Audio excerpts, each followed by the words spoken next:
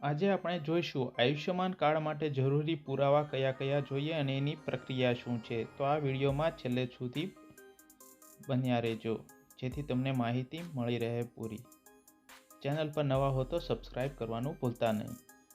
Ayushman card કઢાવવા માટે જરૂરી પુરાવાની યાદી અહીં આપવામાં આવી છે। સાથે કાર્ડ કઢાવવા માટેની પ્રક્રિયા અને ધ્યાનમાં રાખવામાં આવતી જે કંઈ બાબત છે તે અહીં આપણે દર્શાવવામાં આવી છે, જેથી વિડીયો પૂરો જોવાનું ચૂકતા નહીં। તો ચાલો આપણે જોઈએ કયા કયા પુરાવા જોઈએ છે। આયુષ્યમાન કાર્ડ માટે જરૂરી પુરાવા કયા જોઈએ? પ્રધાનમંત્રી આયુષ્યમાન યોજના હેઠળનો લેટર, રેશન કાર્ડ, નવા બારકોડ સાથે આધાર કાર્ડ। ઉક્ત પુરાવા લઈ જિલ્લાની સિવિલ હોસ્પિટલ અથવા સ્થાનિક CSC સેન્ટર પર રૂબરૂ જવું। ₹3 પ્રતિ વ્યક્તિ ચૂકવી કાર્ડ બનાવી શકો છો તમે।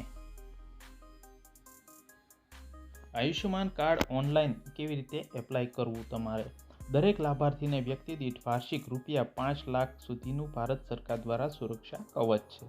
વર્ષ 2011માં ભારતની વસ્તી ગણતરીના આધારે આર્થિક રીતે પછાત લોકોના થયેલા સર્વેમાં જણાવ્યા પ્રમાણે પ્રધાનમંત્રી જન આરોગ્ય યોજના હેઠળ આવરી લેવામાં આવ્યા હતા।